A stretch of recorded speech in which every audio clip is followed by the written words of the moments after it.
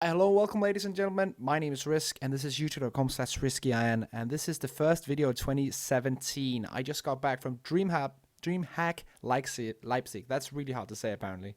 It was hard to say down in the arena. It's hard to say in front of the camera here. YOLO. But I just got back on Monday, and now it's Wednesday, and I've kind of been slacking, not putting up a video. I saw Dust put up one. I saw Metuz put up one, so I thought, okay, I'm slacking definitely, but there's some stuff in here that I want to talk about as well. So I thought, why the hell not? Get my perspective on it as well. Definitely, if you like this kind of video, go watch their videos as well. You can find that easily by just searching on YouTube. Made a quick new overlay just because I got tired of the old one. And of course, as a real productive professional human being, I found a great show name. So this is the show where rizc talks about stuff. But yeah, it's just for the lols. I didn't really have any name. This isn't really a show. It's just my platform putting out videos. I'm just sitting here in my room, in my shirt, just having fun. But yeah, let's talk about DreamHack Leipzig. Went there. It was a good time. On the airplanes once again, starting off the year. I actually have some photos. So I'm just gonna roll through because this is the city where I live, Aarhus. Taking the bus to go to the airport because our bus is our city's fucking retarded and we don't have an airport. Flying down there, all good in the hood. And of course, the first thing you got to do when you get down to a place like that is to get a beer. So of course, gonna get a beer and get a bath, and then we're down at the event. It's all good. Traveling was really, really good. I met up with Kadian in Billund Airport, where I travel from. And we almost missed our connecting flight in Frankfurt, but in the end we made it, and we made it onto the esports flight to Leipzig, where all the other Fnatic Academy were there. Quirdic were there. I actually sat next to Michael Lely in the smallest plane in the world. Sponge was on this plane as well, his girlfriend. Everything was good. Arrived in Leipzig. Dinner with all the broadcast guys, with Mark Winter also in charge of some of the DreamHack stuff. Really good. And go to sleep. Wake up next day, and first day of the event. And that's really where the fun starts, because I haven't been at an event of this size in a long time. Last time I was at a DreamHack was in DreamHack Summer 2014. So you can do basic math. You can guess yourself how many years that's been. That's pretty fucking crazy. So it was really good finally to do an event like this again. I did the EU Minor, which had the same kind of tier of broadcast talent. Really good people, really good production as well. But that was in the studio, so that there wasn't really any crowd there or any stage stuff like that. That was definitely at DreamHack Leipzig. All the Germans were out in the crowd, just shouting, doing their best to keep the atmosphere high. The stage was lit, as DreamHack usually do with their stages, do really well work. Everything was good. The casting booth, the backstage, the green room, hanging out with all the guys. But yeah, enough to talk about event, everything around the event. Let's go actually down to the event and what happened. Because as you know, in the groups, Heroic came out on top in Group A, and Flipside came out on top in Group B. And those two teams got a bye on day 2 of the event, which means they didn't have to play on day 2. They only had to come back for day 3, which was the finals day. On day 2, LDLC and Big qualified. LDLC beat, first off, Fnatic Academy beat Qwerty 2-0, and what a fucking letdown Qwerty were. Sorry, Qwerty. I actually thought you had more to bring, but it's really hard with limited practice, so of course, that's it. For them, I hope they'll keep on playing and keep on practicing like a team, because I think there's some definite potential in that team. Fnatic Academy beat them 2-0, and then Fnatic Academy went up against LDLC in existence, and LDLC actually managed to get through from the group 2-1. I think it was actually a 16-14 last map, 16-14 first map as well, if I remember correctly. So pretty insane best of 3 right there. I was actually watching that. I wasn't actually casting it, but it was still pretty exciting to watch. In the other group, of course, it's basically Vega beat Rogue, and then F3 beat Vega to qualify. And then it was basically Big against Rogue in the elimination match. And that was the match that I casted with Blue. And that was the match where at the end of the third map, which ended the second map, which ended 16-2 or 16-6, the infamous round where one of the big guys is defusing. He doesn't have a kit. They're on 6 rounds, 1 in a row. So he doesn't get the bomb, but the Rogue player's already left the server because, of course, they won 6 rounds in a row. They all have take 10k. Of course, he's going to have a kit. He doesn't, though. He loses the round, but all the rogue players are gone, and that was the whole debacle in the next round where Cadian suicided and stuff like that. That was an insane one. As I said on the commentary, I got flashbacks to back when Idrid did that against Huck with hallucinated Void Race and hallucinated everything back in StarCraft. If you don't know what I'm talking about, forget it. It's part of esports history, not related to CSGO though. And then in the end, Big beat Vega Squadron 16-7 on the first map quite handedly, and then came the insane, I think, quadruple overtime, 28-26 in the end on Train. I was watching that as well, and that was absolutely a killer game. What a fucking game that was. That was insane. So I was really, really surprised by Big, and I was also thinking about, okay, yeah, this can actually happen now, because they actually put up a decent form against like F3 in their best of one, which ended 16-11 to F3, or flip side, if you will. So at that point, I was like, okay, yeah, they have to play Heroic tomorrow. They're probably going to lose, but there's still a chance. There's still a chance. And as we move on to that, Heroic looked dominant on map 1 in that best of 3 in the semifinals. There was nothing there. But then in the 2 next games, something strange happened. And Heroic should have shut it down on Dust 2, which they lost 14-16. And I talked to the players, and they kind of agree with me. Yeah, we pretty much threw that one. Wasn't as good. We should have shut that down. But they don't really play Dust 2 that much, so they played it like a mixed team, and that's where you get wrecked sometimes. Map 3 had Heroic being tilted because, well, they lost the map they should have won. That's kind of how it is. And then Big ended up winning that, decimating them, getting into the grand final, which was huge.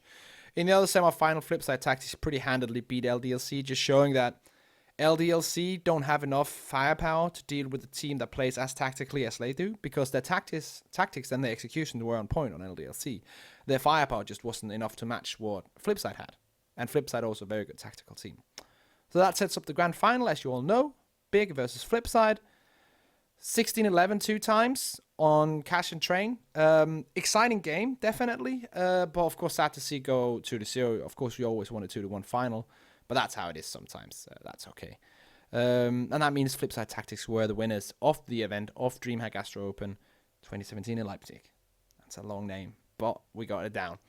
So let's kind of run through the tournament. What I kind of think about it is that basically I was disappointed in QWERTY. I thought they could bring more to the table. They did not. I was really liking how Fnatic Academy were playing as well. JC Walking seemed to be stepping up and playing just as well, if not better, than JSAR. And JSAR was, in my opinion, the best player on that team. LDLC, solid as they usually are, did not get any better from the minor. So that's kind of worrying, in my opinion. Twanu didn't really show up. If he'd shown up, they would have been better, in my opinion, than they were the minor, because that was where he was really doing stuff. But this time he wasn't. Existence was stepping up. Heroic, I'm not quite sure what to make of Heroic, because when they play well, they play really good Counter-Strike. They're on the level of Flipside, in my opinion. When they fuck up, they look really bad. And that's what happened in 50% of map number 2 and all map number 3 against Big in the semifinals. Map number 1, they looked like you usually do, and they just wrecked them. Sorry for the Germans fans, 16-4 is a stomp. So Heroic are kind of like, if they hit the day, they're really good. If they don't, then that's how it is. Last but not least, Big, of course, big surprise, the pun's intended. Really nice to see God B getting out there. Finally, I've been respecting him for a long time for all his leadership. Keeve, I watched him in the minor, actually also tweeted at him on Twitter, and he was like, yeah, that's really cool. I really think I've improved a lot as well. And yeah, Flipside Tactics in the end, just pretty good. That's what we can say. They have a really... They're so consistent in their results and in their playstyle. If they have a bad game, it's not that much worse than their best game. That means they're really consistent in the level they put into every single game. And that's very important for a Counter-Strike season, as important as the one that we have starting up here in 2017, to be consistent and have consistent results. Because they might not be a top 10 team, but if they can be like in that top 20 to like top 20 from basically 10 to 20 maths, then definitely they can earn a lot of money, they can get a lot of respect, they can get a lot of stuff done, and that's what they really want, in my opinion. I don't think they can break into a top 10. I don't think they have the players for that with the core, but they can be a great top 20 team who can win events like this in the future. And this was a $100K event. That's pretty sick for a team like flip side tactics. So that's pretty awesome coming into the future. So that was kind of the event, the Counter-Strike that went down. My experience in general was really good. Got to talk to a lot of the broadcast talent as well. Forged some new friendships. Rekindled some old ones. Definitely, as Metuz and Dust talk about in their video as well, it was really nice to seeing everybody once again, since we're not part of the esports family, the broadcast family that meets up, the three duos, Thorin, Moses, all those guys who meet up at pretty much every single event and traveled all 2016 together. We don't get to see each other like the tier 2, tier 3 talent. We didn't get to see each other that much. So it's really nice coming in. It's kind of like, I think Dust put it perfectly when it's kind of like Christmas. Like, come back, meet your family. Hey, it's all good. And then you go off again and don't see each other for like a year. Casting-wise, I think I did okay. There was a lot of mistakes that I made because I'm not, English is not my native language. So if I am in a situation where I have to say something really quick, I have the thought in my head in Danish, and I want to articulate that out in English. And sometimes if I have to do that in a high-pressure situation where I have to say the whole sentence, and I know that the play is evolving so that I need to throw it over to Blue so he can do the play-by-play of the situation, that gets really hard and I mess up. And that's where I think 80% of my mistakes that I made, I don't think I made many mistakes in the tournament, but 80% of those mistakes were basically that. And that's really good because that's something that I can fix rather easily actually. If I had problems with remembering words or I had problem analyzing the rounds and stuff like that, that is hard to fix. But speaking English in a high pressure situation and pronouncing and articulating the words that I have in my head, that is something that I can work on with time. So that's pretty much only me doing events like this, and then it gets better. So I think that's pretty good, to be honest. I talked with Dupree as well. He said he was really liking the stream and really liking my analysis as well. Had a few pointers, and when I pretty much fixed them, it was perfect. So that was really good to have like a pro player from one of the best teams in the world saying, yeah, what you're saying with your analysis is actually on point. So I think that's a big, like, you're doing okay in your position, because this is a new position. I tried to do analysis work and then color commentary, because back in 2014, once I was casting, I was doing play-by-play. So that's a big switch for a commentator. So I think I did okay, and I hope that what I did was enough to get me more work in the future. I'll get to that in a second. But first off, of course, shout out to everyone at the event, basically. All the DreamHack guys building the stage, tearing it down. Got to talk to some of them at the after party in the hotel. Awesome people. Really, really passionate about what they do. And it's so crazy to think that we just leave and then they stay there for 6 hours and tear the whole thing down. And then they come to the hotel. And let's face it, they probably get paid less per hour than we do in the talent section. So that's pretty crazy, and those guys are fucking amazing. And they don't get a lot of shout outs, so I thought I'll do that now. And also all the crew, the technical crew, the producer, all the video guys, the admins, awesome. I got to talk to Mod as well, and Adam Östberg, fucking Swedish. At the after party as well, really, really cool people. So shout out to them. All the broadcast talent, of course, everyone was fucking amazing to work with. Blue especially, this is the second time we casted an event. I think we have a pretty good working relationship. In fact, that like we don't talk as much outside of the game, but when it's time to go into the game, we know that like the other person is going to give 100%, and I think we work really well together on a professional standpoint. But once again, like he's not a guy that I talk like tons to. I think I talk more to Parla at the event, which I have I throw to him, but that's the only interaction I have with him professionally. But that's how it is sometimes. And I think sometimes in a personal life, you devaluate professional relationships because they don't gain you that much socially. But I think a great professional relationship is actually really underrated. And I think that's what Blue and I have.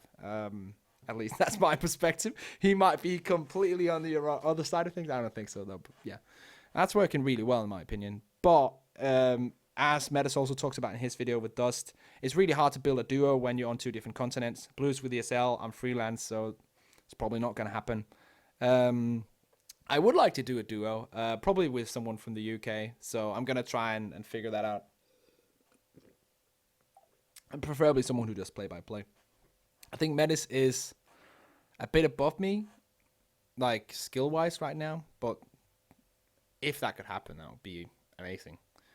Shout out to all the peoples on the analysis desk. Really cool meeting Sponge for the first time. Really cool dude. Shout out to his girlfriend as well, also really cool. Red Eye, a legend. We worked back in the day in 2012 at Copenhagen Games. He's been in Source. He's been there for pretty much... I've been pretty much listening to Red Eye since I started following like esports. So it's really cool to work with him again. He has some interesting stories and some interesting perspectives on everything. Lopez, once again, also a person that I worked with back in the old days in DreamHack. Also a really cool guy, really clever guy as well.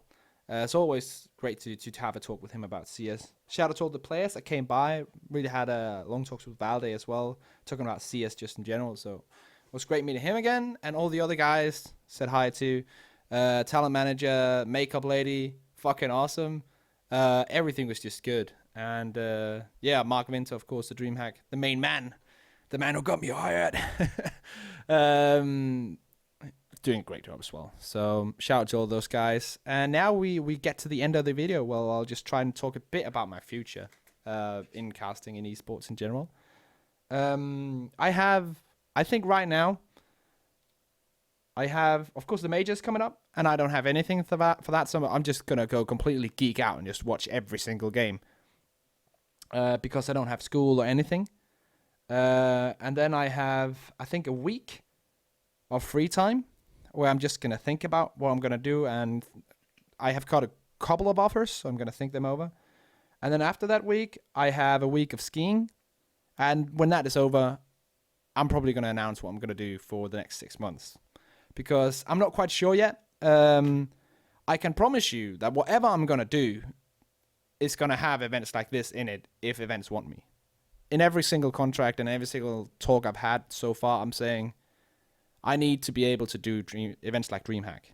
And that's just a must. So no worries. I'm not going to leave you guys. I'm going to try my best. Hopefully, actually, what I'm hoping for really is for someone to say, hey, rizc, we want you full time, or we want you to sign a contract for doing these next 12 events. And then I can say, that's fine.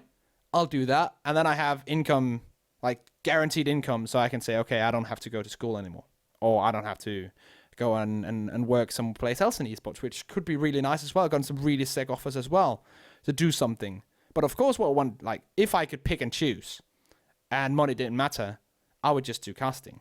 But the other offers I've gotten are really interesting as well. So I might choose one of them because it's still fucking esports. It's still fucking Counter-Strike. And I love every single aspect of it. There's just some things that are a tiny bit above the ladder than others. And casting is my number one favorite thing. So I'm not sure what's going to happen. What I'm going to do in the meantime, while I'm not really sure what's going on, I'm going to be posting some videos here. Definitely some videos for the major when that comes out. I'm also going to be streaming a lot on twitch.tv/rizc. And when I'm also streaming, I've also set up donations because some of the guys who were watching the stream yesterday, asked for donations and stuff like that. And I thought, okay, I might actually just as well put it in the YouTube video because people seem to be doing like sponsored content in the below, like click this link and referral code and stuff like that. I don't really have that. I don't really want that either. And Patreon and stuff like that. I tried that. Didn't work out. Didn't really like it. People didn't really like it either. So I now set it up so it works in conjunction with the stream. There's a link in the bottom of this video. You can see it down there. And there's going to be a link in the description. So if you want to donate, that's really cool. Pretty much this is basically for free. I don't get really anything out of it. The AdSense money is like $1 a month. So it's not like I'm earning something. But if you want to support me and support me going out having a beer after a video, feel free. If you don't, that's fine as well. Just keep watching. That's the main goal, really. I just want to reach a lot of people. That's the goal of what I'm doing here. So, yeah, with that being said, thank you, and I'll see you on the next video. Peace.